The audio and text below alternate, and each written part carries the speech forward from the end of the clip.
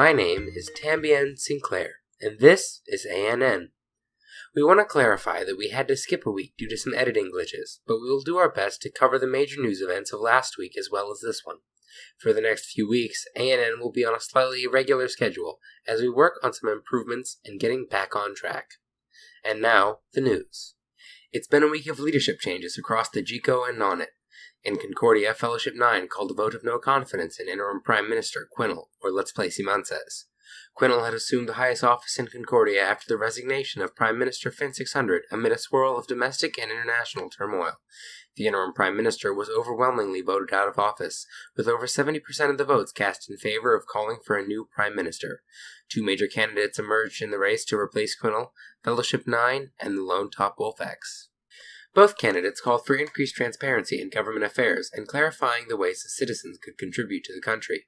Top Wolf, however, also announced the formation of a moderate party in Concordia. The moderate party platform calls for Concordia to pivot from aggression to cooperation in international affairs and for transparency in the government. The election was extremely close, with Top Wolf and his moderate party carrying the day by a margin of 1 vote. In an effort to unify Concordia, Top Wolf appointed Fellowship 9 as his deputy prime minister and kept the cabinet that he had inherited from the previous prime minister. The effects of this rising reformist movement in Concordian politics have not been limited to the election for prime minister, though. The Concordian Parliament passed a slew of bills and constitutional amendments during the last 2 weeks, focusing on streamlining the process of Concordian government and reducing internal conflict.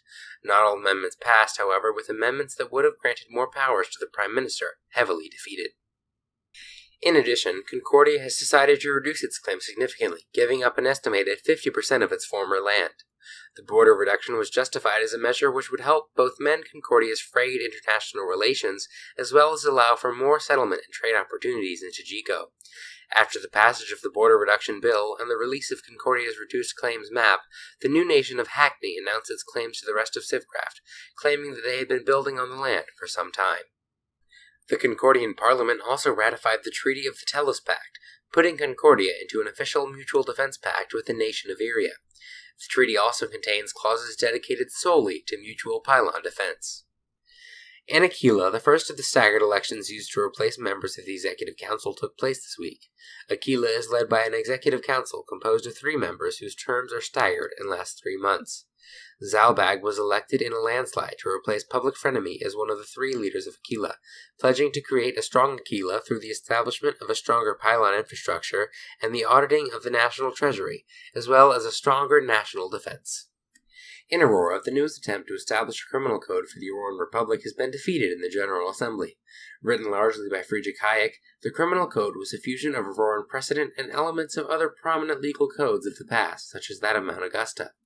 The major objection to the proposed criminal code was the point system, a way of determining the maximum sentence, which would be determined by adding up the points assigned to each crime committed by the defendant.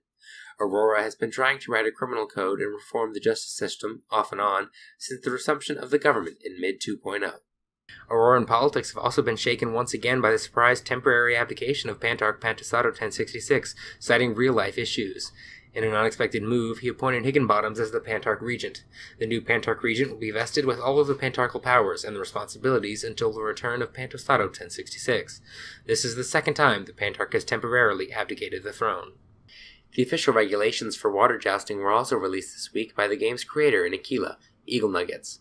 The extensive regulations seek to ensure the fairness of the competition, requiring trained officials, among other things, to watch over matches.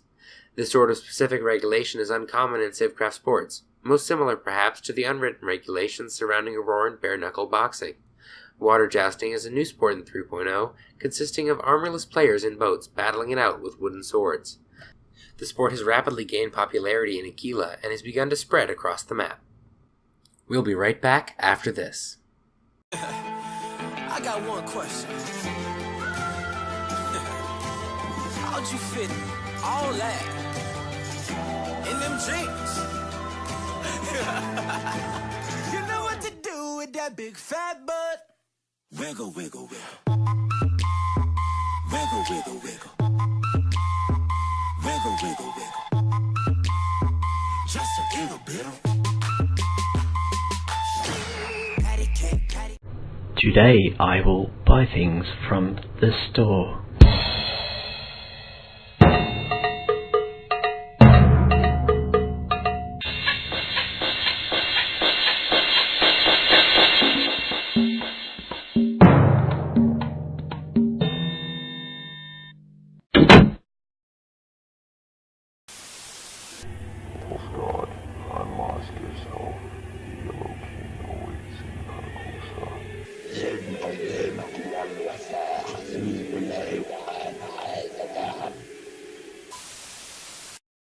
We return now to the news and our main stories for these 2 weeks: controversy, raiding, and war in TdEXRrQgKTc and Nonnet.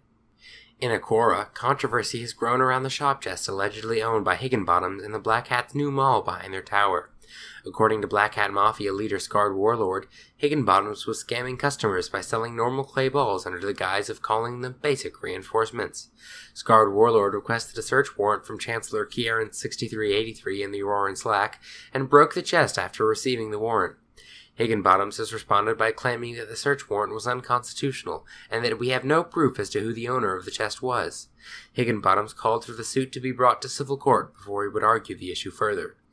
Although judicial cases would normally fall under the purview of the Pantarch, Pantastato 1066's abdication to Higginbottoms caused a clear conflict of interest in the judging of the case. As such, Pantastato 1066 also appointed a special judge for the case in his abdication post, Friedrich Hayek. Friedrich Hayek opened the trial post on Monday night, soliciting opening statements from both Higginbottoms and Scarred Warlord. Ryko has finally been captured after a multi-week reign of terror which began with his occupation of the Concordian capital of Alexandria last week, during the time period when Concordia was still recovering from the instability surrounding the resignation of Prime Minister Fin 600. Ryko and his group of raiders occupied Alexandria and the Concordian factory building for several hours, popping factories and chests as well as pearling Concordian citizens and government officials who attempted to defend the factories.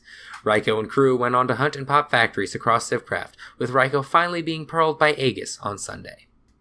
After Ryko was pearled, Malin posted to our Civcraft, claiming that Volterra had been funding the group for some time, directing them to attack certain countries. While this accusation is met with mixed reactions, there is historical precedent for an action somewhat like this on Volterra's part. In 2.0, Volterra and Alts raided Icenia in an effort to drive the nation into inactivity, and thus allow for a takeover. In a separate post, Malin suggested a connection between this historical activity and the more recent raiding of El Poco and its subsequent alliance with Volterra. Several sources close to governments involved in the matter have assured A&M that an investigation into the truth of the accusations is underway. In Nonnet, disagreements about pylon distribution in the Shard this weekend led to a military intervention in Thulian waters performed by Aquilan Rapid Response Forces. The conflict began when Aquilan officials noticed that another pylon had been unexpectedly activated in Nonnet, where pylon ownership is regulated by the Nonnet Agreement. The agreement, signed by the native Nonetian powers, divides the final pylon weight of the Shard between the major powers. Aquila has 60% of the Shard's weight, while Aurora holds title to 40%. After it was ascertained that the new pylon was non-Auroran, Aquilan and Auroran officials began to contact the other governments in the region in an effort to determine the pylon's origin. In a surprise move, Thule admitted to having created the new pylon in violation of the Nonnet Agreement, arguing that it had not signed any such agreement despite its previous assent to the terms. As discussions of the topic became increasingly heated, the Aquilan Executive Council met and voted unexpectedly to declare war on Thule in response to the pylon construction. Although not unanimous, the decision to declare war led to the dispatching of heavily armed Aquilan forces to the Thulian vault and pylon room. Within an hour, Aquilan forces had declared victory and returned home, leaving Thule in disarray. The Aquilan intervention was so short that Thule and Libra did not have a chance to activate their newly signed mutual defense treaty, with Aquilan forces withdrawing after Thulian forces dismantled their pylon during retreat. At production time, an unofficial ceasefire was in effect as Auroran leaders tried to mediate a settlement for the conflict. For ANN, I'm Tambien Sinclair.